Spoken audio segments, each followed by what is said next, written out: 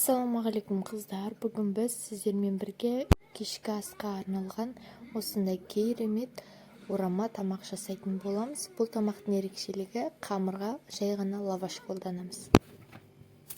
Ең алдымен фаршымызды алып дайындап аламыз.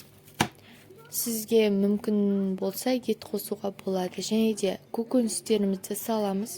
Сізде қандай көкөніс бар, сол көкөністің барлығын сала беруіңізге болады.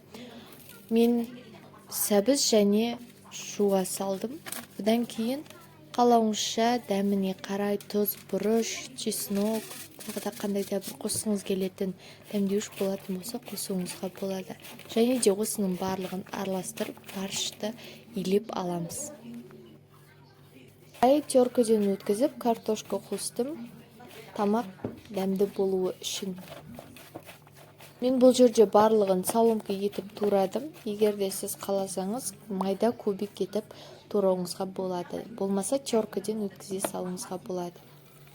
Енді подливамызды дайындап аламыз. Ол үшін бізге жуа және де морковь қажет болады. Оларды қызып тұрған майда қуырып аламыз.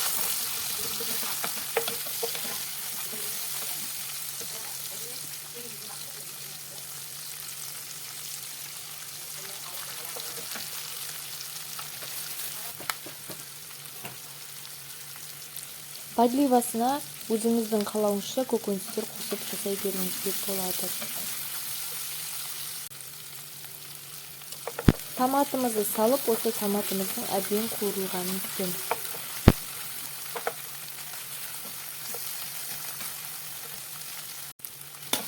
Томат қызарып қуырылғаннан кейін қайнап тұрған ыстық суымызды құйып, тағы да бір рет қайнауын күтеміз.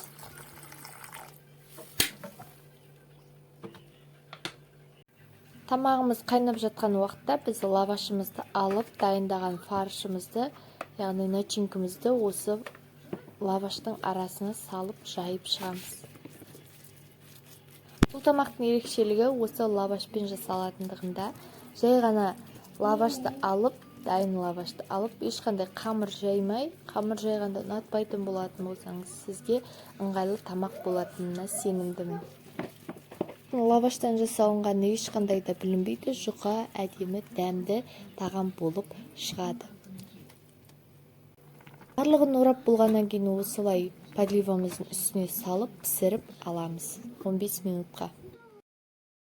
Мінекей біздің лаваштан жасалынған ораманан тамағымыз дайын болды. Сіздермен бірге болған Тоқтамысова ас болсын.